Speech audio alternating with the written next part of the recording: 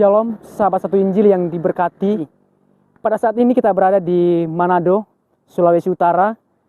Pada kesempatan ini saya akan membagikan sebuah pelajaran bagi kita berbicara tentang doa.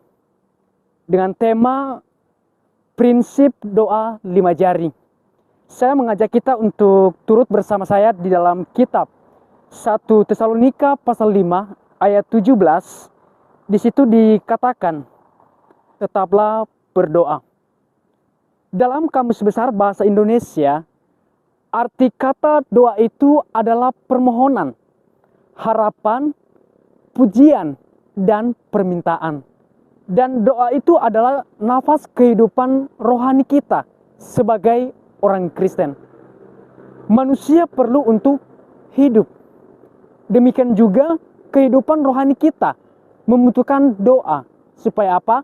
Supaya kita hidup. Saudara-saudara, perlu kita ingat bahwa doa itu bukan mantra, bukan ilmu gaib atau hafalan maupun juga pidato. Tetapi firman Tuhan berkata, tetaplah berdoa. Dan juga Yesus berbicara kepada murid-muridnya di dalam perumpamaan di dalam kitab Lukas pasal 18 ayat 1, di situ dikatakan bahwa janganlah jemu-jemu berdoa.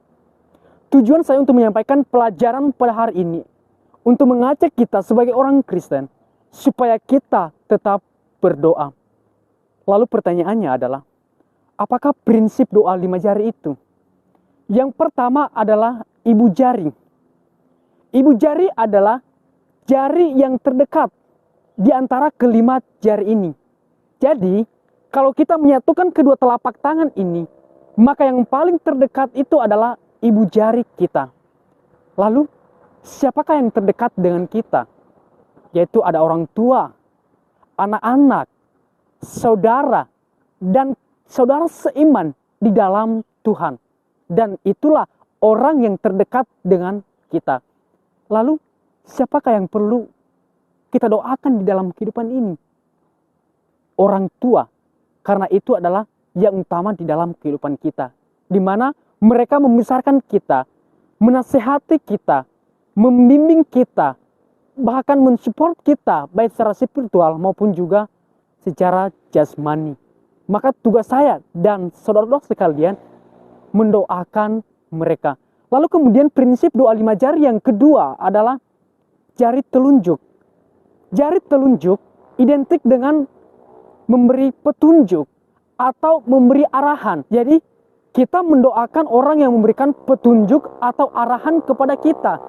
Misalnya dalam dunia pendidikan, seorang guru dia memberikan arahan kepada seorang murid, mendidik, membina, dan memberi penilaian. Jadi kita harus mendoakan mereka. Lalu kemudian yang memberikan petunjuk kepada kita adalah pendeta, penginjil, dan juga bapak rohani kita. Kenapa? Karena mereka memberitakan Injil. Karena mereka membina kita secara rohani. Maka tugas saya dan saudara sekalian mendoakan mereka. Lalu kemudian prinsip doa 5 jari yang ketiga adalah jari tengah. Kalau kita lihat jari ini, maka yang paling tertinggi adalah jari tengah. Lalu siapakah yang tertinggi di Indonesia ini? Yaitu ada presiden, wakil presiden, dan seluruh jajarannya. Maka kita harus mendoakan mereka. Karena apa? Di dalam kitab Roma pasal 13 ayat 1, di situ dikatakan,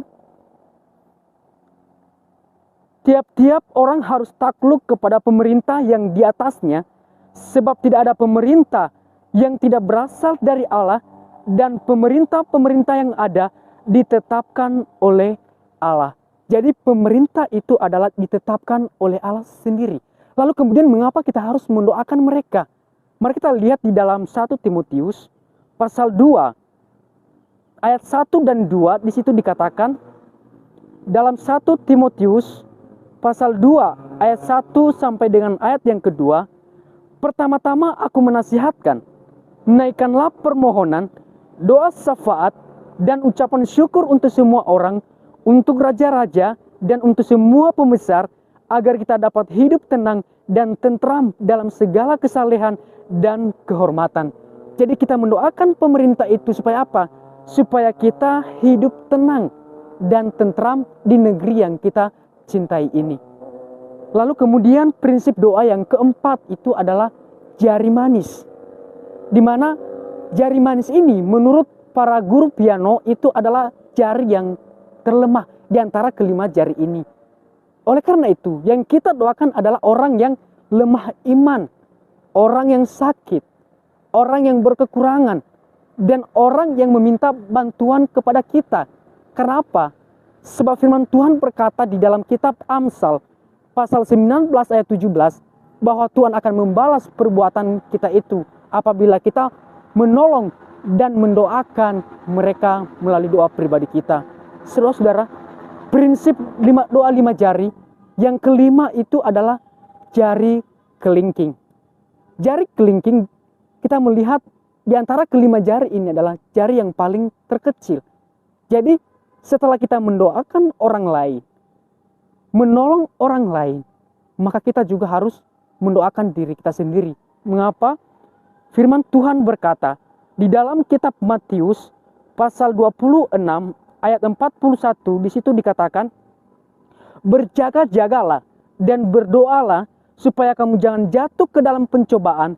Roh memang penurut, tetapi daging lemah. Jadi di samping kita menolong orang lain, mendoakan orang lain, maka kita juga harus mendoakan diri kita sendiri. Supaya apa? Di dalam ayat ini dikatakan, supaya kamu jangan jatuh ke dalam pencobaan. Pada akhirnya, apakah prinsip doa 5 jari itu? Yang pertama adalah ibu jari. Yang kedua, jari telunjuk. Yang ketiga, jari tengah. Yang keempat, jari manis. Yang kelima, jari kelingking. Terima kasih, kiranya Tuhan memberkati kita semua.